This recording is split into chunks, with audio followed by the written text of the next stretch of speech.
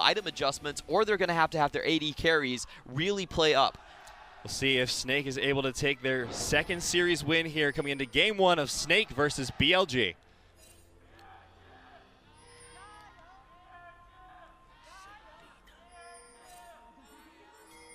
Wow, the Snake pit is a dangerous place to be for a BLG fan. That was... They sounded like they were being threatened slightly. Tongchi fans are loyal. Oh, no. Okay, SOFM, you're scaring me, man, but that does mean he had to start the safeguard level 1. Oof, that's going to be quite rough. This is going to force him to have a leash at the very least, so you do see him moving towards the bot side of the map. BLG likewise headed towards the bot side, so I think Meteor has an idea of what he wants to do now. He says, okay, SOFM, you're going to have to start bottom lane. You have your W. Oh, he's not getting leashed, it looks like. Huh. Another interesting decision. Safeguard will keep him sustained up, but it's definitely not something you want to take first. It will slow down his clear quite a bit, so it's up to Meteor to see if he can actually abuse some of that. And Snake just trying to keep their bottom lane as ahead as possible, because that's a very difficult matchup. The Alistar is considered a bit of a counter into the Thresh, and likewise the Lucian should have the better side of the matchup as well. They're just going to leave SOFM to his own devices and make sure that Asura can be that damage carry earlier on. Well, if you're going to do this to your jungler, if you're going to say, okay, you're stuck without a leash, you're level 1 on Lee Sin W, good luck. SOFM's the good person to do it to because, like we mentioned, he's very creative with his pathing. Usually he uses it to hide from the enemy jungler, but now he can use it to deal with this less fortunate scenario. And already he's hit level 2 and he's pinging towards mid. I like how cheeky Jinja was, flashing the emojis as soon as the enemy misses a CS. SOFM does not have the red buff, however. There's the root, the follow-up from SOFM. Electrocute goes down, Kuro down to half, but doesn't blow anything. Yep, good play by Kuro right there, not willing to part with his summoners. Typically that gank, if it's a level 2 with red, does have a lot of kill threat, but not this time. Huh. This is interesting. Andy is very low on mana, but they're still going for the 1v1. Meteor has the advantage while SOFM's isolated, but he's forced out, forced to leave. And it looks like SOFM's just coming in for another gank. Oh, Resonating Strike not going to land. He's going to look for it still, forces the flash from ADD. I have to say, that looks like a miscommunication from Meteor's end. He basically leaped in and took free damage from SOFM all the way towards the top side. So it definitely did not look like that was an intentional leap for the team's communication.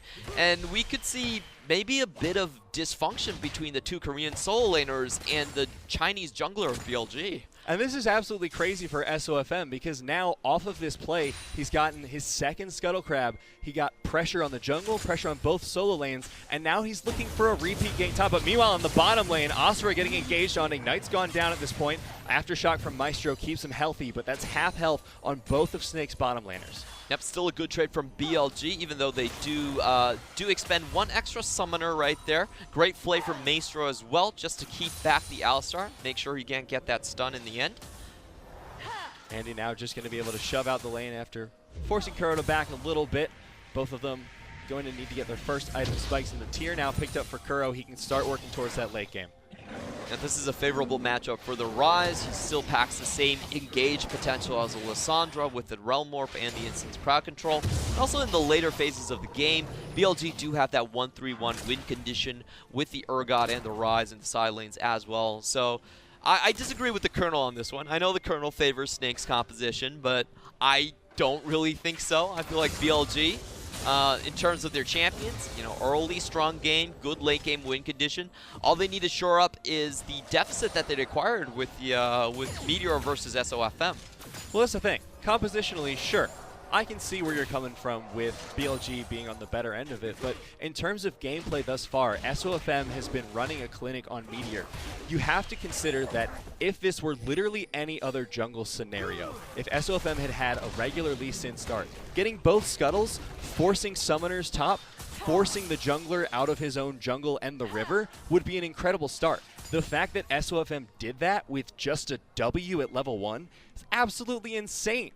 Yeah, he's acquiring so much advantages, and I want people to pay attention to the red buff, still up for SOFM. This is something I really like about his jungle pathing, is that he keeps the red buff up to maximize his gank potential. A lot of times he doesn't even take his own red during the first rotation, and Meteor does seem like he's taking a lot more damage on those Raptors than is normally seen. Probably not doing the best job at leashing that. Seems a little bit like Meteor's been thrown off his game. He usually likes to go for the more aggressive, in-your-face jungle style, but so far, he's just been sitting back and farming up. Yeah, early game mistakes are quite costly. I do want to see what SOFM is going to do with his first red buff. Mind you, this is not the second one, the first red buff. He should be looking for a gank very early on. We already see a roaming hit squad forming up between him and Andy. This is something you wouldn't have seen with Mala, but looks like they've called it off for now. SOFM just going to clear out the scuttle, and Ward will spot him out. Yeah, good warding by ADD to keep himself safe. Remember, he lost the flash in the early skirmish. He does have to find ways to... oh, he is in a very bad position, though. That we could see a ward hop to avoid the vision. Is Meteor going to walk in blind? Whoops. Blast cone not popped yet, but that's a ton of damage onto Meteor. Not enough traded back onto SOFM, but now the re-engage in the bottom lane. Asura forced to flash out. Ignite goes down once again. Hook onto Kina will not be enough. And Asura is just getting absolutely abused here, but still, Snake wants to keep it going. They say, you want to go top? We're going top. We're going top now. ADD stuck under the tower, so low. Oh, is it going to be first blood? Airy takes it down for Flandre. It was pretty close. It was a very good disdain coming out from ADT to dodge out on the crowd control. You can't really stop that spell once it gets going, but still the last tick of damage does secure the first blood. And this is really more action than we've seen compared to when Mala was playing. So it does look like Snake used their Chinese Lunar New Year break quite well, and we're seeing a lot more action on the map. This is quite reminiscent to the way that FPX have been playing with Doinby. And you look now at what this has done to the game state, and Flandre got a lead there with that Victor top. Yeah, you expect range to do decently well into Urgot, but there's so much pressure onto ADD, the repeat ganks, just stopping him from really getting anything done. It's quite interesting build as well. He's going to go for the, I believe, the Iceborne Gauntlet, just with tankier side. There's a replay. Snake controlling River. They've already made sure that Meteor was nowhere near the scene on the previous engage. And beautiful damage calculation. SOFM backing out at the exact right time, even getting Ignite from ADD. Of course, that came from the the Keystone. I'm actually impressed so far in the bottom lane here, because we've seen Asura get engaged on, hard engaged, ignited, all that by Kina and Jinzhao repeatedly. But he's still only down like 7 CS. Oh, it's about to get worse, though. The lane position is quite poor for Snake. I think they did spot out. Yes, they definitely did spot out Meteor. Very good ward placement, possibly from Maestro there. I don't want them to try and bait this, because I don't think they'll get the better end of it. They're losing a lot of CS there. It's a great freeze by BLG. Oh, but now Snake and BLG, it might be the mid lane jungle 2v2. Meteor secures the scuttle. Oh my god, that flash from Maestro! They really want that kill. They pick up Meteor. SOFM gets his first kill of the game, but they're not looking for the dragon just yet. And even with the winning bot lane, BLG cannot keep Snake's bot lane from arriving on the scene first. A bit of a perplexing play for me. I feel like, again, we're seeing the difference in communication speed between the jungler and the lanes. BLG, that was a situation where if your bot lane is that far ahead, then maybe they should have been able to keep Asura, the Kaisa, in lane, but it looks like they held on to their freeze just a little too long, and Snake, with a very heads-up play, able to punish it. Snake's really looking so much better. You know, they were about to start that dragon, decided, okay, probably not, we don't have the pressure anymore, and they're making smart. Oh no, Flandre, I was so happy with his laning, but now he's starting to pay for his hubris. Goodbye, Fear Beyond Death from downtown. Ooh.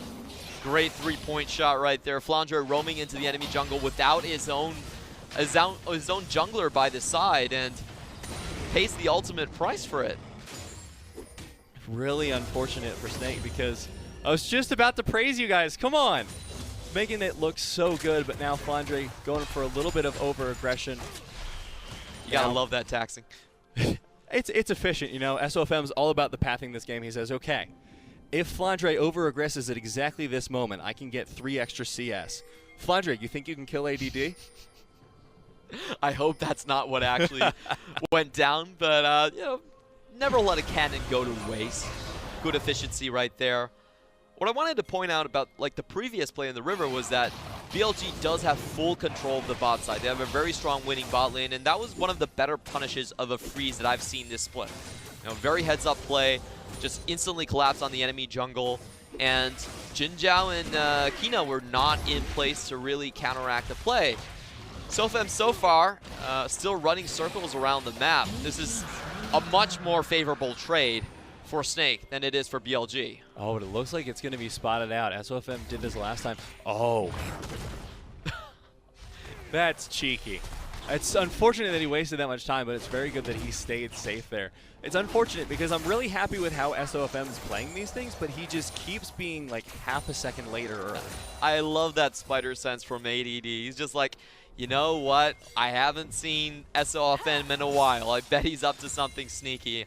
Snake in the previous split actually had one of the highest Herald takes. Flandre, of course, always ahead in lane, and SOFM able to play towards the strong side of the map. So it's great by ADD to sniff that out. Flandre going to now secure the Rift Scuttler, get a little bit extra vision, and it looks like all 3 members of the top side for Snake want to go for this. I think it's more than 3. I think it's a full 5 man. Oh my god. I didn't notice that. Now they're sacrificing the bot lane tower, though. So they're going to give up first tower gold and all of the stacks here. I really wonder where they want to drop this Herald. BLG would have to be top, right? Yeah, it feels like it has to be top. I wonder if they want the lane now. Something you can do if the enemy takes the tower down like this earlier on, since both their Lissandra lane and Flandre's lane actually have a lot of wave clear, they don't really have to force the issue as fast as they want to, but they are going to go for the straight-up trade. The potential play I was thinking about was just trying to freeze out the bot side, but they want the gold now. Andy in a little bit of trouble here. 3 men coming in. He gets the root onto 2. He goes for the frozen tomb onto Kuro. Almost gets the kill and gets himself out without the use of his flash. Now 4 in the mid lane going to punish that tower quite severely. But Andy, that was a really good save, 4 versus 1. Yeah, and it might pull Snake ahead in the trade so far. They've already got 1 tower, but never mind. Jinzhao is there to clean up the mess. So it's 7 turret platings, plus first gold, first brick gold, down for BLG, but Snake actually come out ahead in the gold lead. So, Flandre getting teleported on. 3 members of BLG are here as well.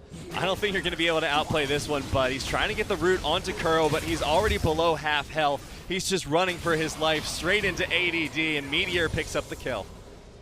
Just going a little bit too forward. Well done on the teleport from Kuro. After the play against Andy in the mid side, even without his flash, instantly goes for another aggressive play to counteract it out. And this is shaping up to be one of the closest games that we've seen Snake play all split long. Usually they're marginally ahead in the early game or really far behind. It's looking very similar to that IG series so far. Lots of early game proactive play from Snake, but a little bit of mispositioning keeps punishing them. This time, though, it's going to be on Flandre's head how this game goes, and I want to see him play a little bit more defensively. He was up that far without vision. Yeah, and you really have to say both kills that BLG have gotten so far have came from the misfortunes of Flandre's travels as he goes too far into the lane, into the abyss, and gets picked off by BLG. However, we look at the macro picture so far. I actually feel like Snake is pretty happy with the position they're in right now. Remember that this is more of a late game, team fight oriented composition, and now we're going to see a 3-man down into the bot lane. Good heads-up play by ADD. They're just focusing on this tower. They don't care that they're going to lose the kill. They are going to potentially trade tower top. So with Snake giving up so much when they're trying to get these little advantages, is it still worth it? I think their game plan is pretty straightforward. They just want to make sure Asura can't hit his item spikes when he needs to. So they're avoiding the Lucian and making sure Kaisa can farm a free lane. Even if they lose gold elsewhere on the map, they feel like it's a worthwhile trade. Asura, like we were talking about, has been the main damage dealer for the team. In fact, he's been doing 33% of the team's damage. Even with the addition to Andy, who we expected to be more aggressive, it does still look like Snake need that win condition. Now SOFM just back into his jungle, not going for anything aggressive now, but BLG have absolutely lit up the top side of the map, and this makes me a little bit nervous for Flandre again. And BLG, for them, this is not a composition that they can't, that they're completely out of the game with when it goes late. Like we were talking about, the 1-3-1 composition is still definitely there for them. They're looking at the best power spike an AD carry can have with the Lucian. SOFM, please no Lee syndrome. He's not going to go for it just yet. He sees all 5 are here in the middle lane. Flandre's rotating down to respond. They're trying to get a pick here on SOFM. It's going to be a double Mountain Drake coming up, and with BLG's composition, they could very well start an early Baron with this. Snake are going to take their chances, engage. Control ward cleared out now. Andy not going to follow the glacial path, so for now it looks like they're just trying to get pressure around the dragon and force BLG off. And never really want to give double dragon to a team that has a Rise and a Lucian with the Blade of the Ruined King. A bit too risky on that end. Oh, but BLG, they don't want to give this one up so easily. Flandre sitting there on the flank, but now Andy has already been zoned out of the fight. So if BLG come down for this, Mountain Drake they get Meteor. They got Meteor with the hook, and now he gets blown up by Flandre. Andy says, this is not my time to come back in. ADD rooted up. SOFM still on the chase, as is Asura. Killer Instinct forward. Kuro on the side, gonna get taken down. 2 kills for Snake. Maestro, the absolute hero of this fight so far. 2 consecutive hooks, bringing BLG members to their death. And even though with the late game composition, they come out ahead in the team fights. Kina knock up onto 2, not gonna matter. It's very close to being a much more dangerous fight there for Snake. Hook City happening in Chongqing right now. They should change their name. Well, then they'd have to change all the road signs, Clement. I mean, that's just a logistical nightmare. Sort of like this team fight. So Meteor does come out of the invisibility, tries to get a cheeky W steal on the Drake, but pays with his life. Maestro with the great prediction hook to catch Meteor as he goes around, and then he follows it up again with another flash play into a hook to kill Kuro. That just made it such a one-sided affair. Maestro's been very impressive to me this game. You know, on the first Dragon fight, he was the one who came in with that engage, the flash hook with the lantern on the Thresh, and now he's making pick after pick and really providing for Snake in these team fights. And we have to mention that this is actually Maestro's first Thresh game this split so far. He's been much more of a Tahm Kench and Braum player trying to protect Asura. But this time, we're showing some of that engaged spirit come out from Snake. Maybe this is something that they were missing in their previous games. So far, Snake is playing a lot better of a game than before, but we are starting to trend towards that 20-minute mark. This is where Snake has a little bit more trouble, and BLG are looking in a great spot to capitalize on their late-game lead.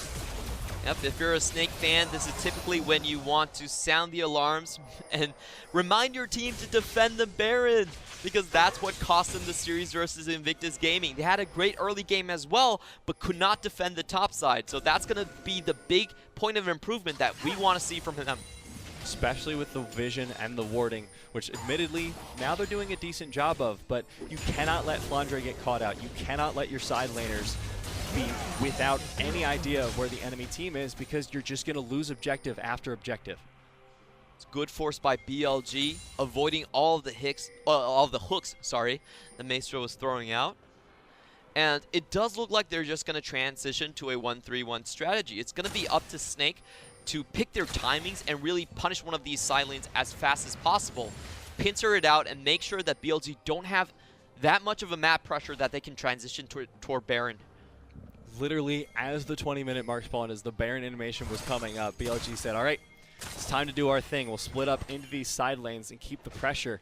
And for Snake, how are they going to deal with this? Because if they want to go towards these late game team fights, I don't feel like they have the lead right now, and they don't have the objective control.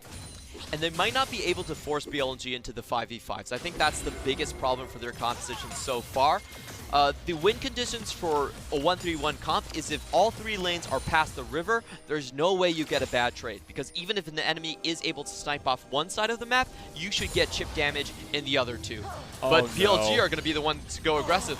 Deja vu, the Lissandra almost getting caught out. Good Glacial Path bait, but it looks like this time no one's coming to save the mid laner of Snake. Maestro wants to get the Lantern there.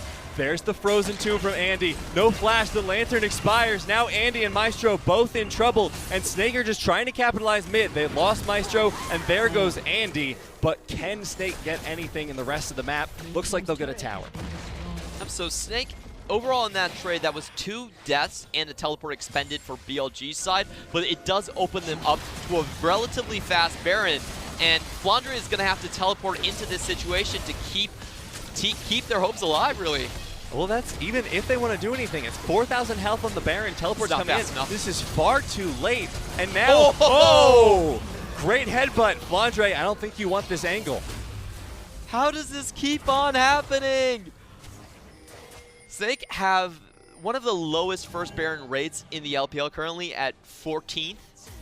Only a 33% chance of getting that first Baron, and you know, we were talking about this again and again. That's kind of BLG's win conditions.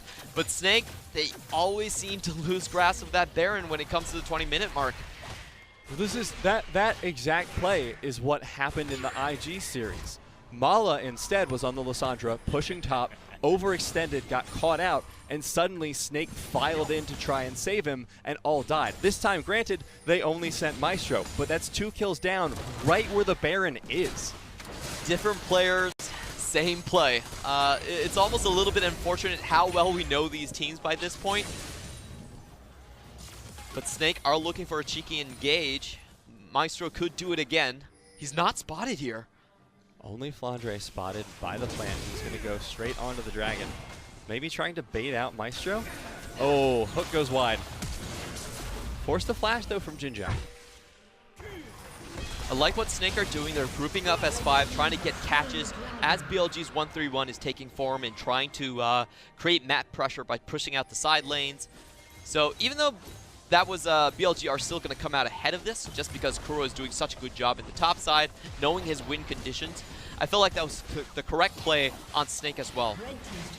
Both teams doing their very damnedest to stay into the game, but now with the pressure of the 1-3-1, with the Baron buff alive for the next minute and a half, this is starting to look a lot scarier for Snake.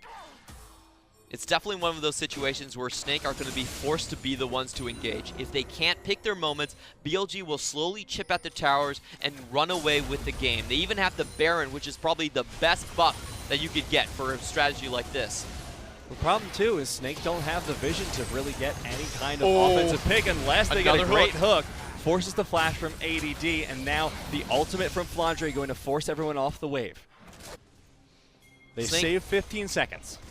Yep, but they still don't get the engage that they need against the 1-3-1. The most common strategy is you just go for the 3-man, see if you can pile in with the 4v3. It looks like Snake are going to try that strategy once again. They've already lost their mid, and Andy has not been doing the best against Kuro in the top side. Could not defend the tower, so Snake actually end up losing on both ends. Inhib tower down, 5 men still remaining for the squad of BLG, and Baron buff still ticking at least for the next 40 seconds. If they get an inhib tower off this, this is going to be so much harder for Snake to come back from. They need to get an engage in the next few seconds.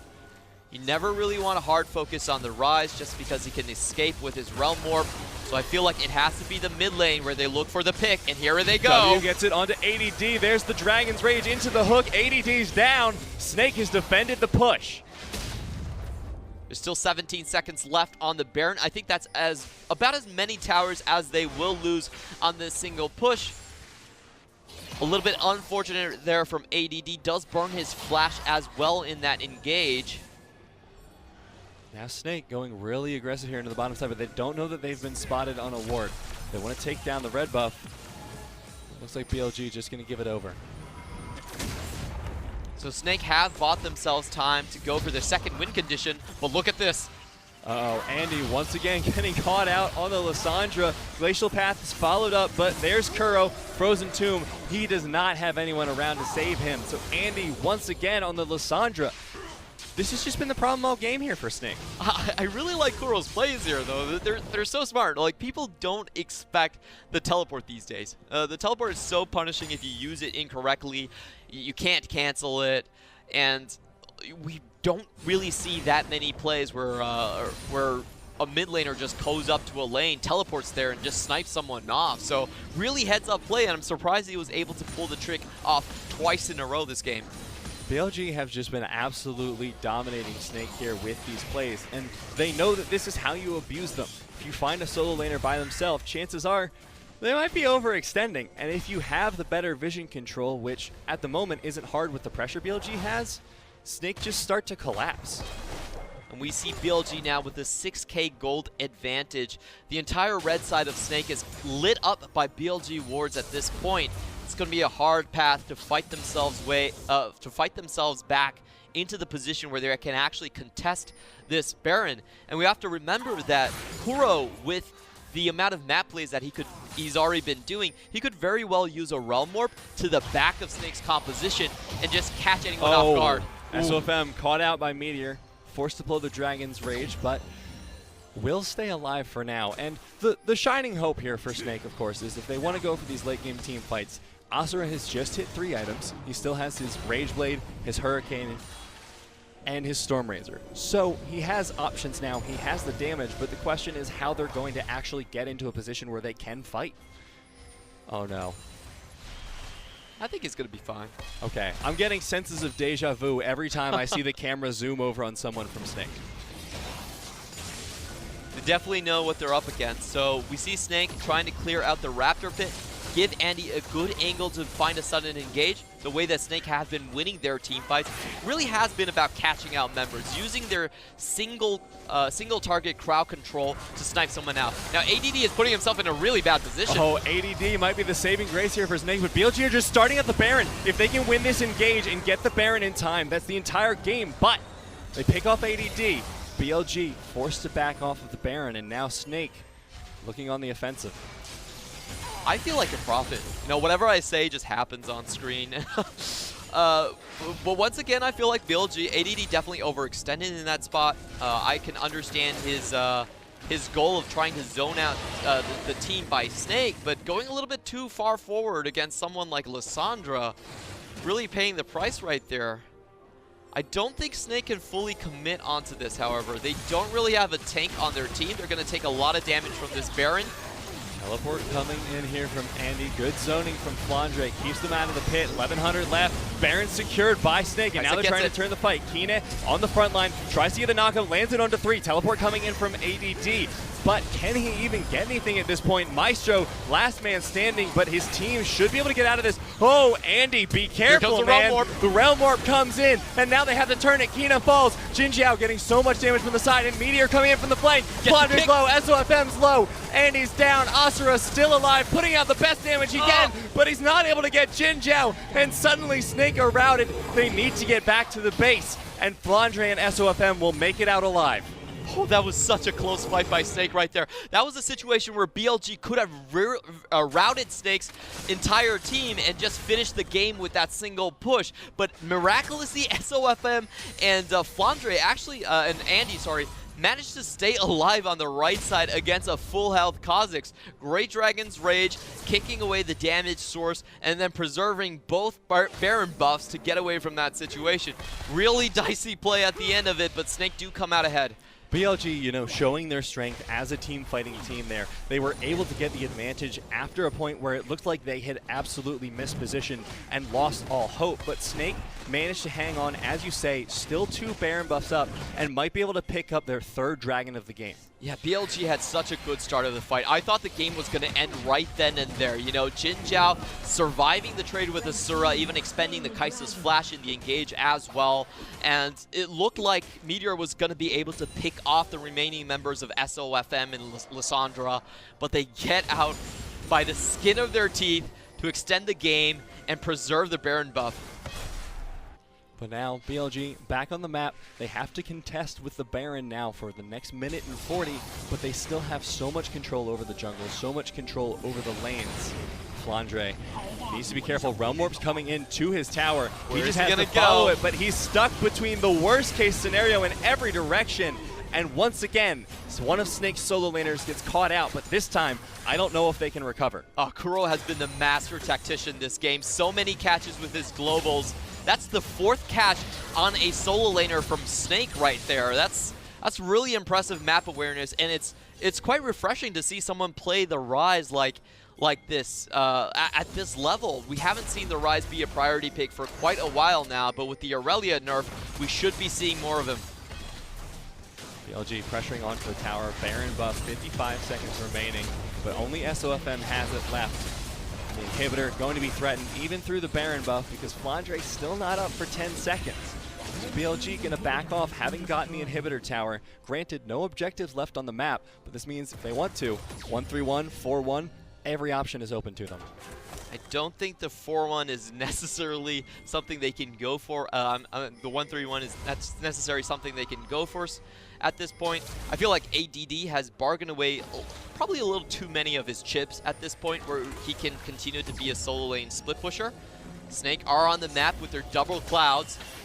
Maestro not able to land the God Hand hook, and now he's getting engaged on Jinjiao, blowing the culling, and the ultimate from ADD finally takes him down. Fear beyond death. The fear lands onto nobody, though. SOFM getting flanked. Meteor jumps in, not able to find anyone. Asura still alive, wants to turn the damage onto ADD, not able to find any purchase, and now Snake are backing off, trying to kite.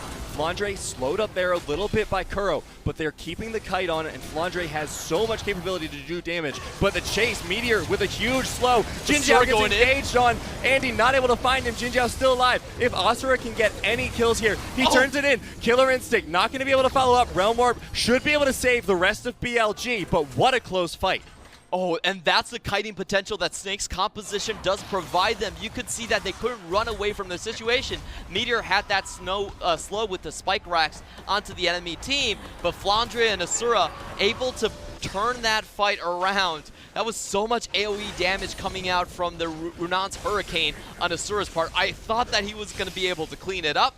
You could see Kuro going out down to half health, him getting a massive Icathian Rain on the backside of that, and BLG call it quits.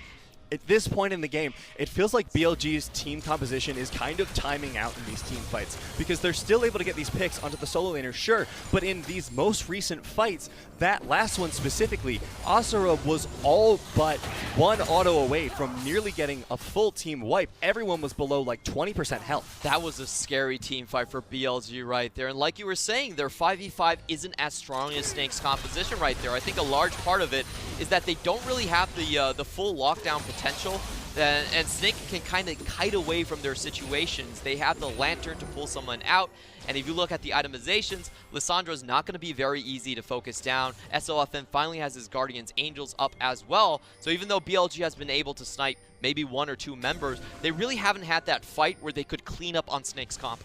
This is a great position for them to be in for Snake, but Kuro, once again, has been the X factor this game. He's been able to find these picks, so good. Able to find these crazy rotations for his team, even in that last team fight, saving everyone from certain death. So it's going to be all up to him, all up to the shot calling of BLG to see if they're able to find a way into Snake's base. This is one of those games that it's even, as a hypothetical, even if BLG doesn't make it, I kind of feel like Kuro is the MVP of the game. His play calling this game has just been so amazing. 4 catches to take away any momentum that Snake possibly could have had. And you have to remember, 2 of those catches were, one of those catches was when Snake actually had the Baron buff. Once more, he's doing it again. ADD probably can't split push, but Kuro still can. Snake want to turn onto the Baron here. They can't go back to contest Kuro, so at worst, they'll lose the tower and lose the team fight. TP coming in, but Asura gets a pick onto the side. Flandre goes down, Fear Beyond Death, but everyone else on Snake makes it out. The Realm Warp coming in from Kuro, but it won't find anyone just yet. Asura stays safe despite the vision. Maestro, the hook goes wide, and suddenly Snake needs to run out of here. Andy might be able to get away. The blast plan over the wall keeps him safe for now, but Kuro still on the chase.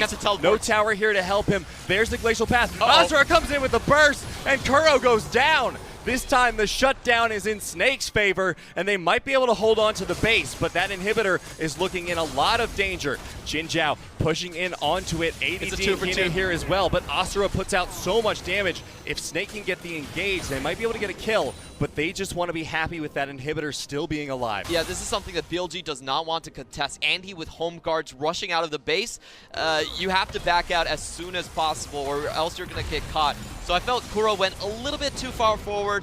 One of his only mistakes this game, he felt like Snake probably would have responded to the teleport in the bottom inhibitor, so he felt pretty safe on chasing down Andy. However, that was not the case. Snake, you know, they're a team that likes the chaos, likes the kills. They're my good old LPL boys, so they did go and punish Kuro instead, and they even got the defend on the bottom inhibitor as well. Their team fights this game are looking a little bit like an unrefined FPX in terms of the style. Granted, you're not going to be seeing the same roles playing the same positions, but you have that sort of controlled chaos where you can force them off and make them slip up in a moment where you know you have control. And this has given Snake now a Baron buff with 2 minutes remaining. They have advantage in Dragons, but they're down 6 towers. This is a chance for them to remedy that. That was a super risky situation. I think Kuro did as much as he possibly could to set up the play where Snake were forced to go onto the Baron.